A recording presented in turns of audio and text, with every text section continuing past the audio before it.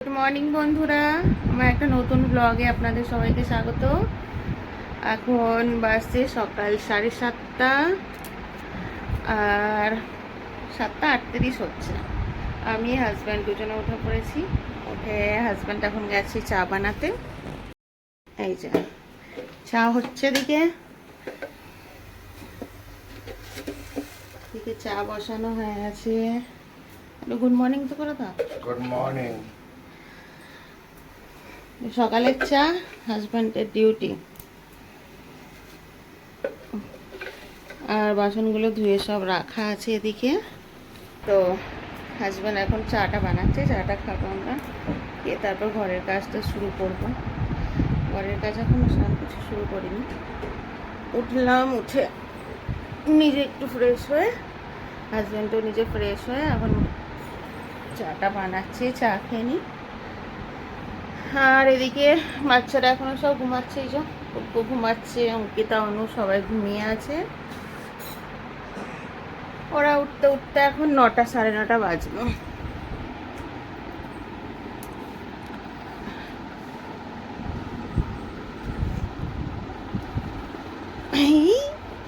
ডুগুরা, ও ডুগু, গরম পড়ছে, প্রচণ্ড গরম। সকালবেলাতে উঠেও মনে হচ্ছে এসি না চালালে থাকা যাচ্ছে না। তো চলুন চা নিয়ে আসুক, চাটা খাই, তারপর সকালটা শুরু করি আজকে। সঙ্গে থাকুন। এসে চা হয়ে গেছে, চা নিয়ে চলে এসছে।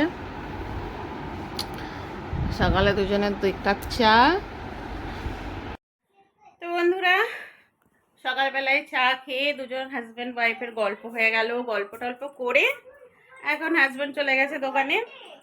আর বাচ্চারা এইমাত্র ঘুম থেকে উঠেছে, এদের ঘুম এক্ষুনি ভাঙলো। এখন বাজে 11:30, 11:30 বাজে। এখন আমার অঙ্কিতা, অনু দুজন উঠলো। তো ওরা এখন উঠেছে, ওদের জন্য দেখি সকালে কি পহলে পহলে কিতনে বাজে। তো ওরা দুজন ওঠার পরে এখন দেখি সকালে ওদের ব্রেকফাস্ট কি করা যায়। আর এখানে বসিয়েছি ডিম সিদ্ধ। ডিম সিদ্ধ সকালবেলা ডেইলি আমি ডিম সিদ্ধই খাই, কারণ আমার খুব প্রোটিনের অভাব শরীরে, তার জন্য ডিম সিদ্ধ খাই। আর ওর থেকে বাচ্চারাও খাবে একটা একটা করে।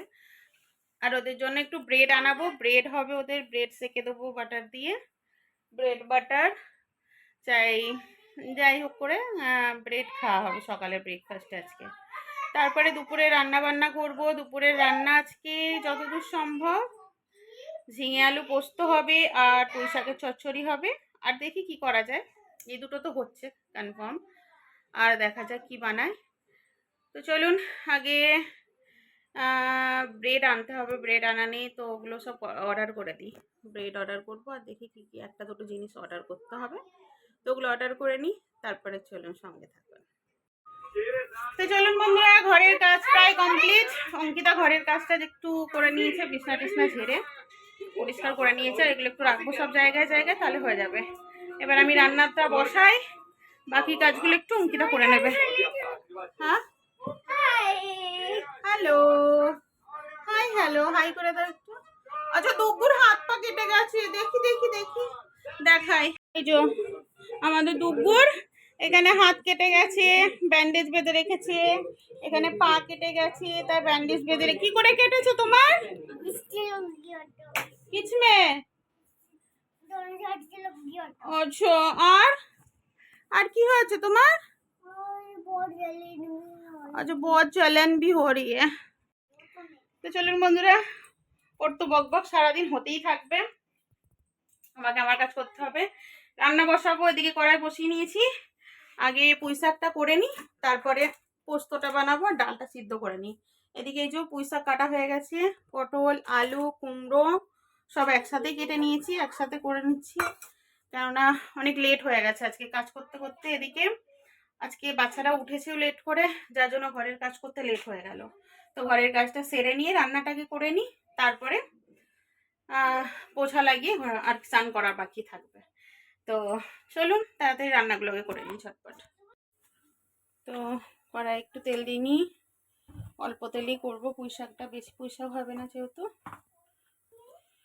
তো ফোড়ন করে নেবো তেজপাতা, একটু পাঁচফোড়ন আর শুকনো লঙ্কা, কাঁচা লঙ্কা।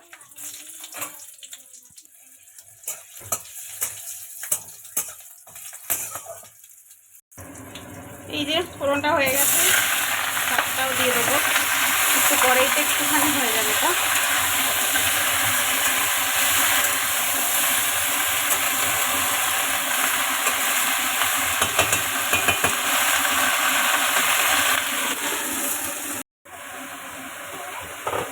তো আজকে মশলা এতে বলতে সেরকম কিছু না, একটু লবণ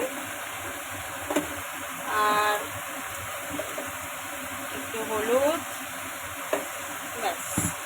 আর তো মশলা সেরকম কিছু যাবে না, শুধু নামানোর আগে একটু ভাজা মশলা দেবো, তাহলেই হয়ে যাবে পুঁই শাকের তরকারি।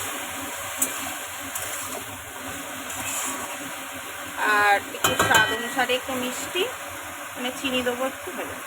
এই যে পুঁই শাক হয়ে গেছে, এবার উপর দিয়ে চিনি আর ভাজা মশলাটা ছিটিয়ে দিলে হয়ে যায়। তো আমি ভাজা মশলা বলতে এই যে জিরে একটুখানি কড়াই নেড়ে নিয়ে শুকনো করে আর ওটাকে গুঁড়ো করে এটাই দিই। আপনারা চাইলে জিরে, ধনে, মৌরি, মেথি সব দিয়েও করতে পারেন। তো এই মশলাটা দিয়ে দিলাম আর উপর দিয়ে একটু মিষ্টির জন্য চিনি।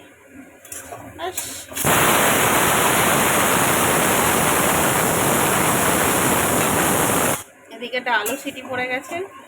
এই যে হয়ে গেল আমার পুঁই শাকের তরকারি রেডি। তো চলুন বন্ধুরা, পুঁই শাকটা তো হয়ে গেল রান্না, এবার ডাল আর ঝিঙে আলু পোস্তটা করে নিই, তাহলে রান্না কমপ্লিট। তো আগে রান্নাটা করে নিই, তারপর আপনাদের সব দেখাচ্ছি একবারে। তো এখন বেজে গেছে 2:03, রান্না কমপ্লিট হলো আর ডালটা ফুটছে, ডালটা ফুটলে কমপ্লিট রান্না। তো চলুন বন্ধুরা, রান্নাগুলো একটু দেখিয়ে নিই, দেখিয়ে নিয়ে আজকের ব্লগটা এখানেই বন্ধ করব। প্রচণ্ড গরম লেগে গেছে, হাঁপিয়ে উঠেছি। তো এই হলো পুঁই শাক, এটা হলো পুঁই শাকের ফাইনাল লুক। এদিকে হলো আলু পোস্ত, ঝিঙে আলু পোস্তটা দারুণ টেস্ট হয়েছে, খুব সুন্দর টেস্ট হয়েছে। যদি বলেন তাহলে রেসিপি আমি আপনাদের সঙ্গে শেয়ার করব। আর এদিকে হচ্ছে ডাল, ডালটা এই যে সর্ষে আর শুকনো লঙ্কা ফোড়ন দিয়ে টমেটো দিয়ে মুসুরির ডাল, খুব বেশি পাতলা না, খুব বেশি মোটাও না। এই হলো আমার রান্না বান্না। আর যেহেতু দেখলেন তরকারিগুলো একটু বেশি করেই করা আছে, একবারে রাত্রের জন্য করে রেখেছি, গরমের সময় আর দুবার করার ক্ষমতা হচ্ছে না, তাই জন্য মানে 3বার করার ক্ষমতা হচ্ছে না। সকালে আর দুপুরে তো করতেই লাগছে, কোনো কোনো দিন করে রাখছি রাত্রিরেরটা, কোনো কোনো দিন করছি না। তো ওই জন্য একেবারে ডাল আলু পোস্তটা একটু বেশি করে রাখলাম। পুঁই শাকটা তো দুবার খাওয়া যাবে না, শুধু দুপুরবেলাটাই খাবো। আর রাত্রিবেলায় রুটি হবে, রুটি ডাল আর ঝিঙে আলু পোস্ত দিয়ে আমাদের রাত্রির ডিনার কমপ্লিট হয়ে যাবে। তো চলুন বন্ধুরা, আজকের মতো ভিডিওটা এখানেই শেষ করছি। আবার কালকে একটা নতুন ব্লগ নিয়ে আসবো, আশা করি আপনাদের ভিডিওটা ভালো লাগবে। তো ততক্ষণের জন্য টাটা।